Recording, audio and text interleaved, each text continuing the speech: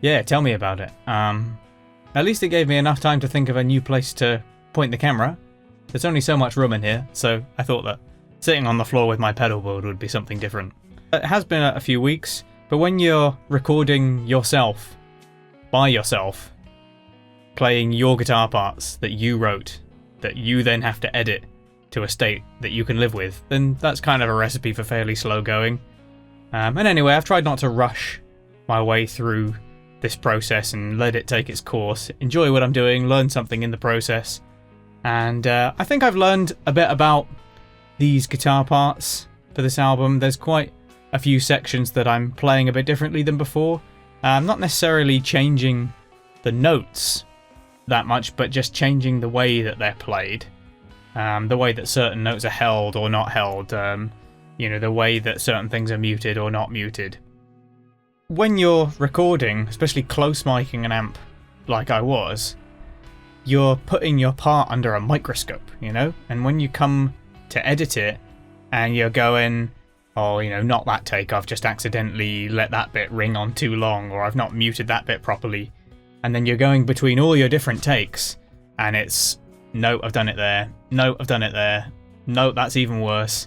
And you realise that every squeak and every string noise and every note that you've hit a little bit too hard and just twangs a bit more than you want it to, it just sounds 100 times louder than it probably is.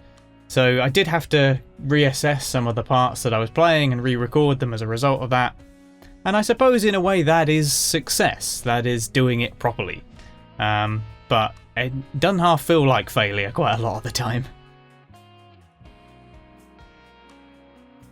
It's just a classic mid-project slump, It's not my first rodeo putting out an album-length amount of material. And this does happen. You've already put in a lot of work, but there's also still a lot of work to do. And as much as I love doing it, it's still got plenty of its moments of tedium and frustration, as any project does. Best thing to do is to just break it into shorter chunks. I've got a spreadsheet where each little task that I've got to do is on there, and I kind of tick them off when I'm done, which really helps with getting a sense of momentum as well as organising the project in general. There's no denying, though, that after a couple of takes, well, more than a couple of takes, of a particularly finicky bit, I was getting a sense that maybe I'd got ahead of myself a little bit, like I'd written ideas above my station and that I'd convinced myself that I was capable of playing it, but when it really mattered, I didn't actually have the goods. And obviously I got there in the end, and I just left it all a couple of days, didn't touch it, and then listening back to it again now, yeah, it's slowly starting to sound like a record.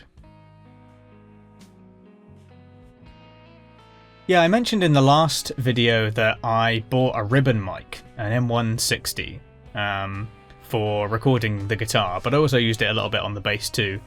And it's a very impressive microphone. I know that the kind of ribbon mic and dynamic mic together is a classic guitar close mic combo. But I think it's the closest I've got to a finished sound recording an amp like this. I felt like I could shape the sound on the guitar, then on the pedals, and then on the amp. And then the combination of that M60 plus the classic SM57, and I get the blend right, and then it feels like you're getting something that is true to what's coming out the amp. You don't feel like you've got to take anything away, and that you've just got left the stuff that you want. I've got to add to it, yeah, because I've recorded it pretty dry, and most of the effects, not all of them, but most of them I'm going to do in the mixing stage, just because it's a bit easier to have more control over them. But the actual guitar sound feels, reflective of what actually is coming out of the amp, and after a bit of messing around, it felt like I wasn't going to have to deal with lots of problems. I was just going to get the sound that I wanted and then move on, so that made it nice and easy. And like the bass, there's also the DI recording as another option. Though I've tried not to be too squeamish about adding other guitar parts to these tracks, because in the past I've always tried to get our recordings to be very faithful to what we would do live. Wanted them to basically be the same thing.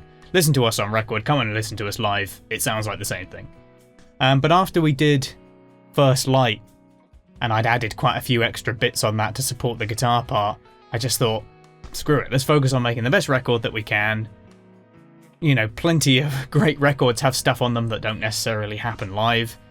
And it's nothing massive, you know, just little supporting parts and extra bits, some acoustic guitar to support some of the parts, extra chords, drums, that sort of thing. That's the idea. I'm doing some extra percussion, and then I've got a whole bunch of ideas that were on the demos. Some piano, vibraphone, strings. I was even contemplating singing some of the melody lines, just because when I play live, I sometimes like sing them out loud. Sometimes I sing it like in my head, and sometimes I sing it out loud.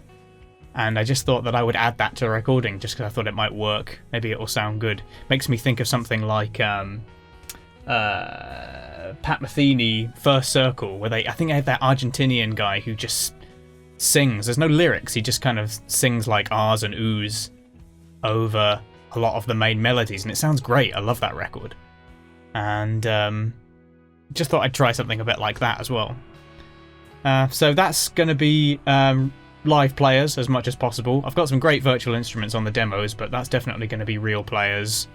I've already got a couple of players in mind. I need to find someone who plays vibraphone and can record it. So watch this space for details about that. Suffice to say that I'm feeling a lot better about the whole thing now that I don't have to edit 15 takes of the same guitar part over and over anymore. Yeah. Until next time.